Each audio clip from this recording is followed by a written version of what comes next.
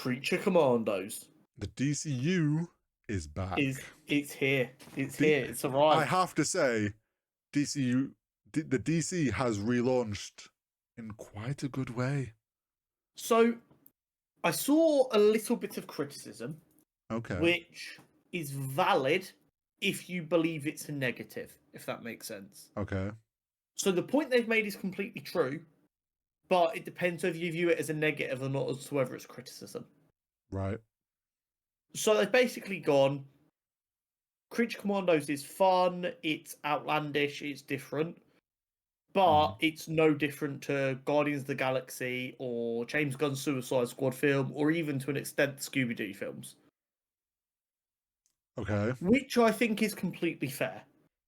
Yeah. Because if you look at the dynamic of the team, it is the exact same kind of dynamic that we saw in James Gunn's Scooby-Doo films, we saw in the Guardians of the Galaxy films, and we saw in the Suicide Squad. James Gunn knows how to nail that team dynamic and make it feel fun. I didn't expect this to be that much different in that regard. No. I wasn't looking at this project to redefine the comic book genre. I was looking for a good project to get the DCU going. When we're going to see if James Gunn can do something different is Superman. Well, yeah, and also, like, let's be honest, this is just the next Suicide Squad project. Yeah, it's exactly going to feel the same as those. It does. The vibe shouldn't feel different because it's a team. Like a team up film should have a kind of, or a team up project should have a kind of vibe. James Gunn knows how he wants his team up projects to feel. He's good at the okay, maybe it's outrageous to say he's good at them. I really like the way he portrays his team up projects. I didn't want it to change, so I get why they've said that in like their review of like it feels like we've seen this before.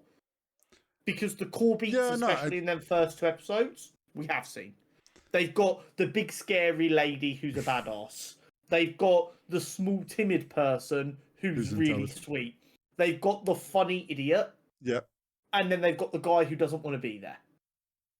Yeah. And then they've got an assortment of weird little bits going on.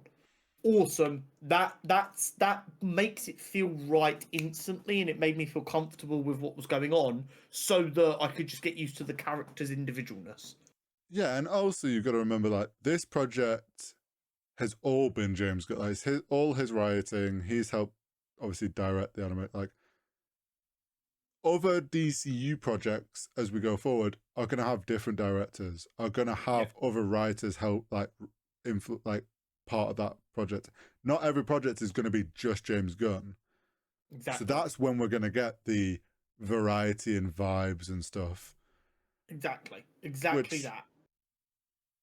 Yeah, it's going to come in time. But I mean, for the start of the DCU, obviously Superman's going to be like the really big kickoff for that, because a lot of people, especially in the UK, probably don't even know this is out yet. Yeah, can't really watch it. Yeah, it's not the easiest to watch. Thankfully, I have a big boat. But I would say for the vibes of what we wanted from the DCU, of obviously it's an anime project, but more colourful, more fun, bit more comic booky. Like, it's hitting all those points. Yeah. What James Gunn's been clear about is the MCU is one story told over fucking 20 films. Yeah, it's like but each film is like a subplot rather than a story. He's saying he wants the DCU to be a bunch of stories in the same world. Yeah, he said he wants the Star Wars model. He said they're actually closer to the Star Wars model rather than the MCU, which I think is going to work. Absolutely work. Yeah, it's going to work perfectly fine. I mean, this show, the first 2 episodes have such a fun vibe to it. I love the art style. I love the art style. The art style is really easy to watch. The art style of the intro, I love that. The music, I really enjoyed, like in the first one when it first happened, on the intro sequence, it ends with written by James Gunn. You've got an animated James Gunn So I read about that. He didn't know about that. Oh, that's cool. The animators did that, then showed it to him, and were worried he wasn't gonna like it. And he was like, "Oh no, I kind of like that. That's quite cool." And they're like, "Sweet." But yeah, like, he had no idea about that. That was an animated decision that they didn't know if he was going to approve. Because obviously, like, they're doing the title sequence, and it always ends with directed or written by. And often in those cases, it ends with just that text on those shows. But all the other bits is like, so and so played by, and it's got their character animated. So to have James Gunn, I think, was a fun, little choice. But yeah, the vibes of each episode were a lot of fun. I'm so far, I would say my favorite two is G.I. Robot and Dr. Phosphorus. Yeah, G.I. Robot is. Do you know what the best bit is? G.I. Robot wouldn't have been as funny 6 years ago, when people weren't in dispute over whether killing Nazis was a good thing or not. But the fact that we've kind of got to this point where people on the internet will go yikes when someone says fuck Hitler, kind of makes G.I. Robot just being like, I want to kill Nazis now, lot funnier. I think it's also like going towards Star Wars again. Like, there's so many droids now in Star Wars where we love the funny, sort of like more sarcastic-y, a bit of personality to a droid, and it's hitting that. And there's constant, like, every time someone's like, I'm sensing resentment. Is that because you're a hidden Nazi? And Gunn pops out, and it's like at every point he's like, I just want. He promised me killing Nazis soon. It's been soon. It's like, I have one purpose. I must find where I can do it. But the constant obsession with any emotion anyone's feeling is because they're hiding the fact they're a Nazi is a brilliant running gag. It's going to be great. And then Dr. Phosphorus... And I kind of hope at some point there is someone they kind of work with as, like, not necessarily an ally, but an acquaintance. And then it turns out they are, like, a secret neo-Nazi. And G.I. Robot does not pick up on it at all.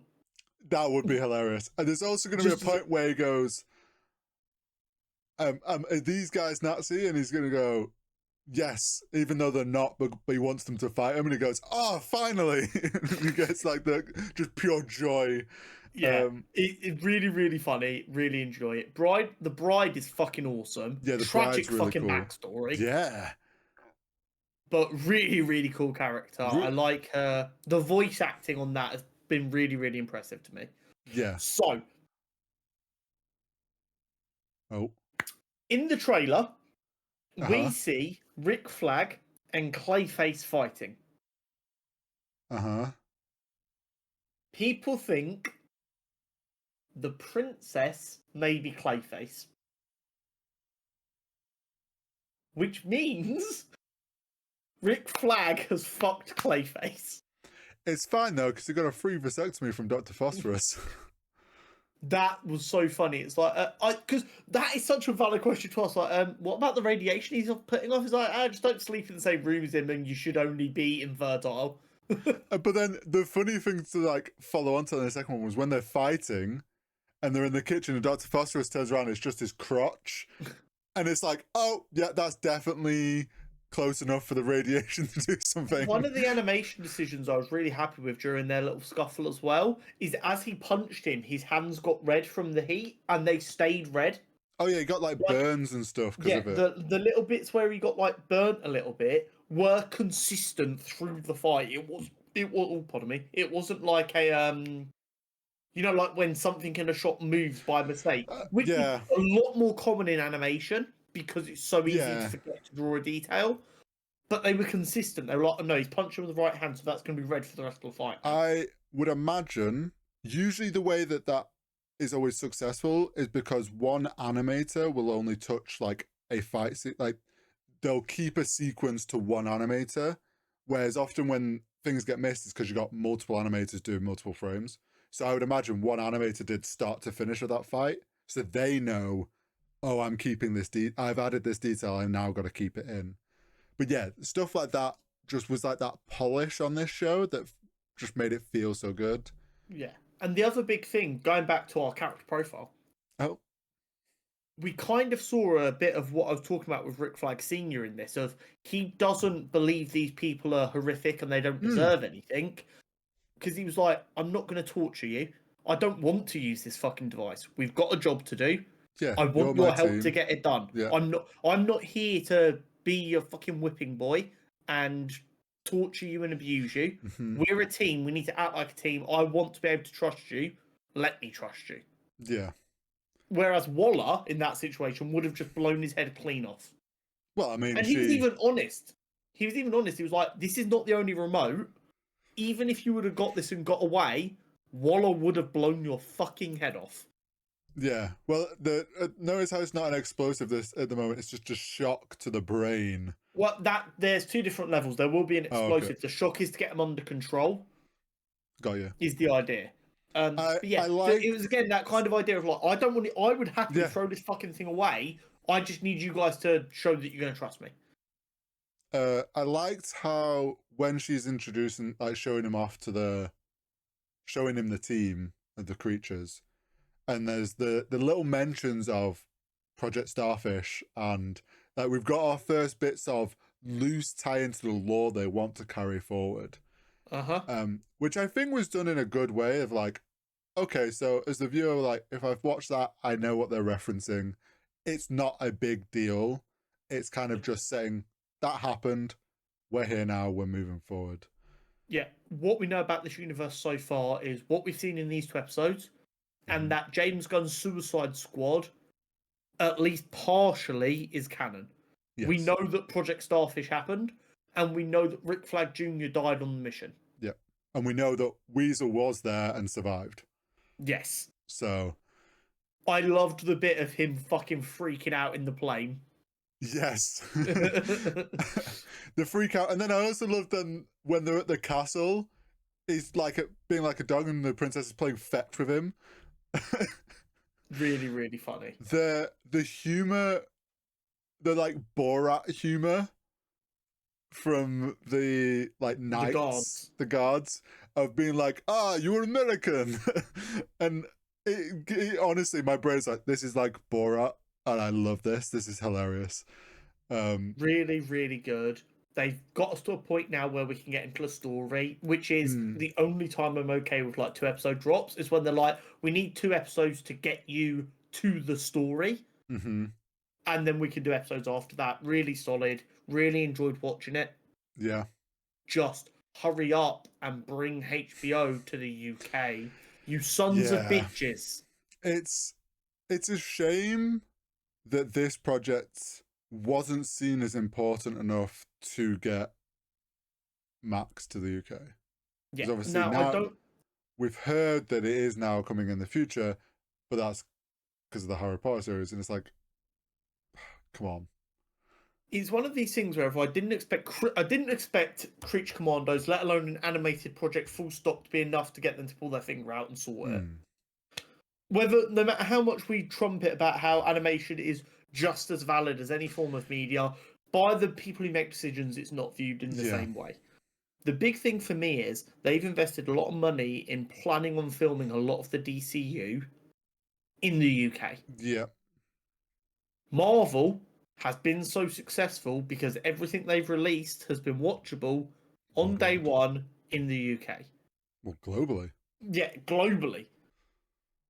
You are setting yourself up for a little bit of failure if you cut off a large market, which most of Europe doesn't have access to this show.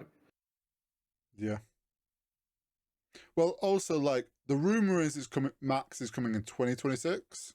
Early 2026, around the same time as the Harry Potter TV show. That's, in my opinion, still too late, because look at it this way, right? Superman comes out next summer. Say that comes out and people are like, oh, wow, this was really good. This is the DCU now? Oh, what are the projects that come in? And they go and look and they're, oh, Creature Commandos is already out. I like animated stuff. How do I watch it? Oh, I can't watch this. Like, exactly. When you actually like hard launch globally the DCU with the Superman film in theaters globally, and then your other stuff isn't available, you're just like, hurting yourself at this point. And not to give Warner Bros. An easy out here, I do think it's got something to do with their contract with Sky.